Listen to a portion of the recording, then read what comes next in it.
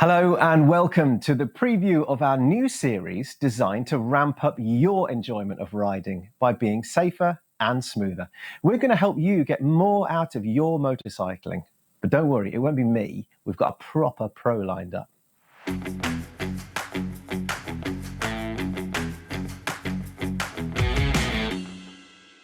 Before we continue, we must say thank you to Honda Motorcycles UK for supporting this series. But before we meet the guy who's developed a new system to upgrade your riding, let me ask you this. Everyone can become better at riding.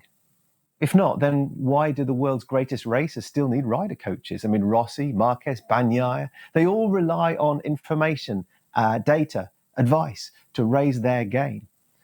Some of those guys are looking at saving fractions of a second, but how many times have you ridden around a corner, and it might even be on your favorite stretch of road, and thought, damn, I could have taken that better, faster, smoother, more confidently.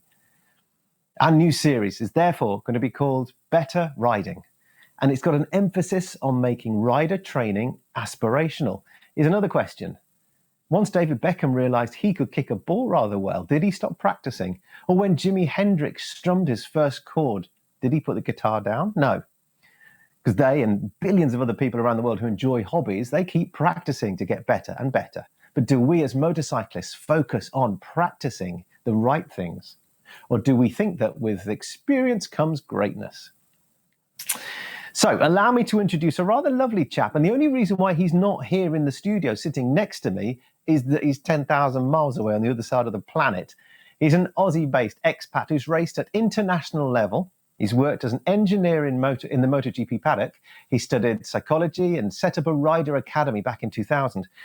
And we're going to hear much more about that in this video. Please welcome Mark McVeigh. I always wanted to ride motorcycles, even from a young age. The excitement and adrenaline was unlike anything else. It became part of my DNA.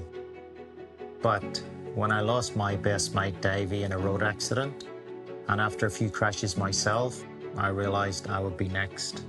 So I went racing. It got me off the road and away from all its hazards and essentially saved my life. But over the years, I just couldn't forget about Davey. His loss shaped my destiny, and I began to ask myself, how can I stop this avoidable loss of life for the next generation of riders? Hello, Mark. Welcome to the show. How are you? G'day, Michael. Very well, thank you. Thanks for having me. Good day. You've got to say that now, haven't you? Because how long have you been in Australia now? On and off, about 30 years. That accent's really nicely mixed, isn't it? It's a beauty. Thanks. So tell me, Mark, you're leading this project, the Better Rider Project. You're going to offer sort of every nugget from your immense brain and vast experience. But look, before we get into the details of why your system and why your syllabus is different, let's kind of get to know you, shall we, and why we should trust you. Just tell us, first of all, why do we all need to know what you're going to be teaching us? Yeah, good question, Michael. Well, I guess not a lot of people maybe realize this, but the motorbike industry is actually in a bit of trouble. The average rider age is over 50 years old in many countries, including the UK. And the main reason is the crashes, deaths, and injuries are actually keeping young riders away. And, this is kind of typical what's happening. Luckily enough, this lad's had a close shave. But, often it doesn't end well. So, yeah, we're bringing in this technology to make better riding, including using Unreal Engine, if you like, special CGI, data and science to help improve riders and their understanding. So I guess over the last 24 years on our school, we've developed a modern writing system, and we're going to make that modern writing system available online. So right now, writers are going to YouTube, and obviously, it's mostly influencers rather than a motorbike school, and they're getting this information, which can often be fragmented and misinformation. So yeah, we're about data, we're about science, research, that type of thing. And obviously, Bennett's have come on to partner with us to as the first step towards, I guess, saving motorcycling. Saving motorcycling, it's big. That's quite the ambitious goal, isn't it? That CGI looks really trick, doesn't it? So you can kind of understand what the bike does under braking or under whatever rider inputs it is. Well, we'll probably come on and talk about that a little bit later, if not now, then later on in the series. But Mark, because coming back to you for a second, then clearly you're a bit of a thought leader when it comes to motorcycle training. I guess you could be described as a bit of a 21st century Keith Code. But tell us more about you. How did it all start? Where were you? I mean, presumably, like all teenagers back in your day, back in our day, we were all riding on the roads. But what happened then? Yeah, well, essentially, it started sadly. My best mate was killed on the road, and we were a little bit crazy, and as young men, I'm bulletproof, and yeah, I ended up going racing, and that's actually saved my life. That decision. So yeah, I essentially rode my 350 power valve to my first race in 1990, and as runner up in the 250 Irish Championship. And then 3 years later, I represented Ireland at international level in the European Championships and the Sunflower Race. Neil Mackenzie, the 500 Grand Prix runner at the front. Watch out for Wolsey Corder, he's on the front row as well. 36 up there is Mark McVeigh, he's from Northern Ireland, he's on the front row as well. Yeah, so that's Ooh. a blast from the past. But yeah, against like Neil Mackenzie and McWilliams, Regis Laconi and Olivier Jacques, Simon Crayford. So it's very competitive era for 250 GP bikes, but yeah, it was great fun. Loved it. Miss it heaps. That's some fierce competition back then. When was that? Yeah, in the 90s. So I started in 90, and then yeah, I was in the European, did some European championships and some Super Cup and international races. That would have been 93, 94. Sure. Are you still racing now? I am. I race in the Superbike Masters in Australia, which is like for the old folk. I've got my old FZR 1000, which is good fun. 160 horsepower it is, 160 Nice. kilos. So that kind of keeps me on my toes. No electronic aids. Blimey, you're brave. Come on, let's stick to the script here. Tell me a bit more about your sort of career. So after racing, then what happened? Yeah, well, I kind of, you run out of money, ambition, talent, mojo, whatever it is. Didn't quite have that last few percent, to get up into the GPs. But as an engineer as well, so I was lucky enough to get into 500s in the Oh, two-stroke era. Initially with Jeremy McWilliams, so that was a lot of fun because we're doing everything from data logging to rebuilding the engine, driving the truck. So that was a hoot. And then I went back in the four-stroke era, specializing in cooling systems, and I worked for the factories directly. So that was a lot of fun. Some of the MotoGP factories and the World Superbike factories. And then I did a bit of work with some of the teams, developed actually a dynamic chassis, which is kind of what today is known as the ride height device. So that was a lot of fun, and I guess through that period. I guess I got a really good understanding of how riders work and how motorcycles work. you've got at this point you've got racing experience. You've got a wealth of contacts in the GP paddock. You've got an understanding of how racers' minds work. You've clearly been a bit of a pioneer from an engineering perspective with the ride height device. Neat. You've kind of got this yearning to develop rider skills as well, haven't you? To kind of remove accidents, take out accidents. How did that kind of all gel together when it came from moving from road racing to the roads?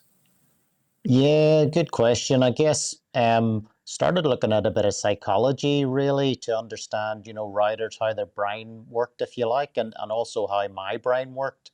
And came across this graph, and this was developed by Nobel Prize winning psychologist Dunning and Kruger. and it essentially shows as you're inexperienced, you've got very high confidence, and then as your experience grows, your confidence actually reduces, and that's that period is kind of your understanding what you don't know, and then as your confidence increases and you become an expert in something, it's still less than the inexperienced or the rookie person. So that was really interesting to understand. And conversely, there's the Dunning and Kruger. They explained about the experts as well, that they kind of go, well, what's wrong with people? Why do they not kind of get this? And that's really when I sort of realized I actually know a fair bit about this. And yeah, I had to kind of overcome that imposter syndrome, which a lot of people, that put themselves out, in front of the media or whatever.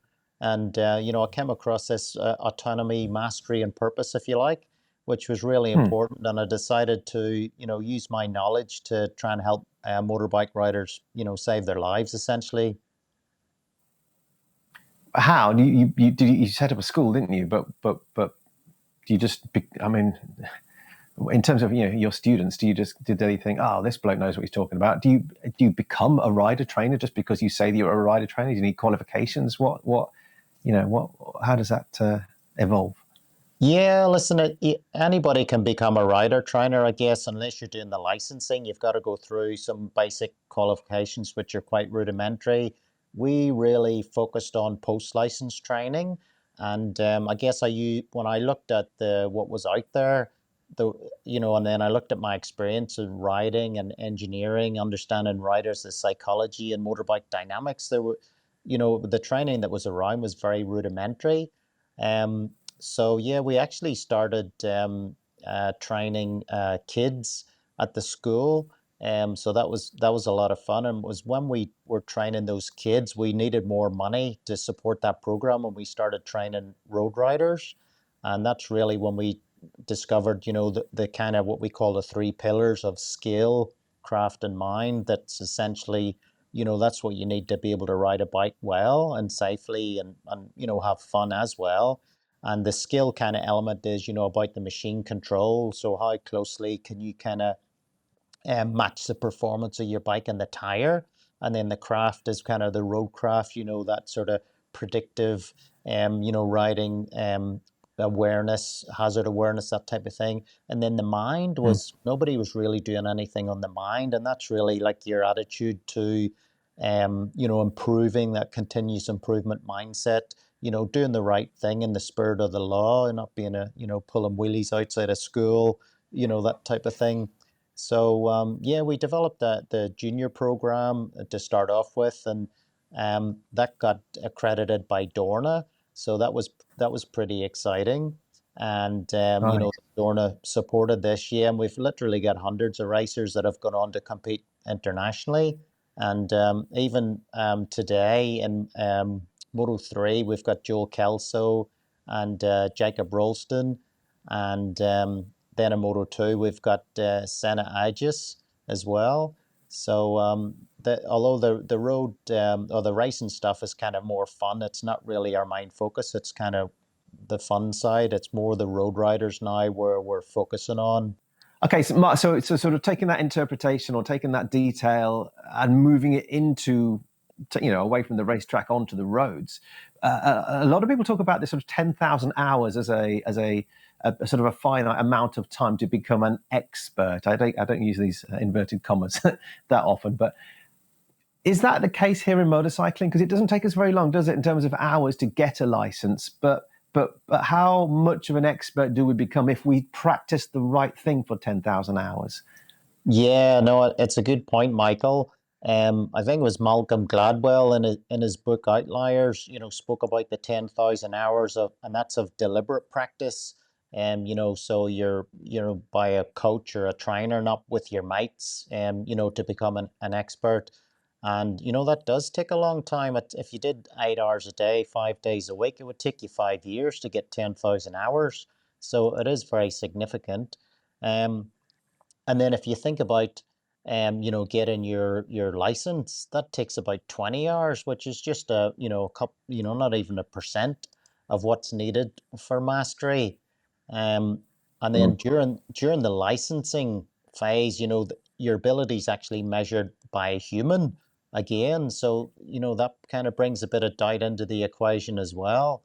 And we use a data-driven system that actually measures, the rider and interprets the data from data and automatically grades them. So we've kind of brought that piece in to, so the riders can understand their ability, if you like. Right. And then the other thing is that, of course, what's the minimum skill level to be safe? Do you need to do the 10,000 hours? Well, that's probably going to get you into British Superbikes or, racing at a high level. But through our school, training thousands of riders, we saw that 50 was a good level to have. But the riders that were coming to the school were scoring maybe 20, from the data. So there was this, significant skills gap that's, basically results in the rider's ability being too low to be safe, if that makes sense. Yeah, I've got you. It's a fascinating thing, and using data to kind of quantify how good a rider you are is very, very interesting. Certainly something that appeals to me as a rider. It's nice to be able to kind of justify to your mates, isn't it? Oh yeah, well I've got this and such a score, or because we all talk about how good a rider, or how we all think about how good a rider we actually are. Right. Yeah, exactly. Go on. So we've got a new series, haven't we? We've got this Better Riding series. You and I are going to be presenting this series, and in the first series of 5 episodes, what are we going to be piecing together? What are viewers going to be able to learn? Yeah, so this first series, we'll do 5 episodes and breaking down things like, how to steer and stop and corner with confidence. The riding line, how do you take the right line? We've got a really kind of new system that not many people outside of Australia have seen for that, overtaking and filtering. And of course, the most common motorcycle errors as well. And we will be doing articles and blogs too that'll kind of be interspersed on BikeSocial and Honda's Engine Room. You got it. So we will be back very soon with episode 1. Mark, thank you for your time. Great to see you. Thanks, Michael. Hope everyone kind of understands why they should trust you and not me. I'll just do the talking and you can do the clever bits. Okay, Mark, the Motorbike Coach, thank you very much. To everyone else, we will be back very, very soon with Series 1, Episode 1, How to Steer a Motorcycle. I set up a Riders Academy in Australia and started analysing the habits, skills and psychology of riders. But what kept me up at night was how to scale the training so every rider could access it. My background, both as a rider and a MotoGP engineer, sparked a light bulb moment, but without a software background, it was a real challenge. So when I teamed up with the brainy folks at 6Pivot and Microsoft, I was able to create a data-rich platform that used bike-mounted cameras to capture and analyze the behavior of thousands of riders. With motoDNA, a rider now has their own virtual coach. They can understand how to improve their skills, craft and mind more effectively to become a better, safer rider. Our goal of reaching towards 0 accidents to honour Davy's memory feels more achievable than ever. That's my mission.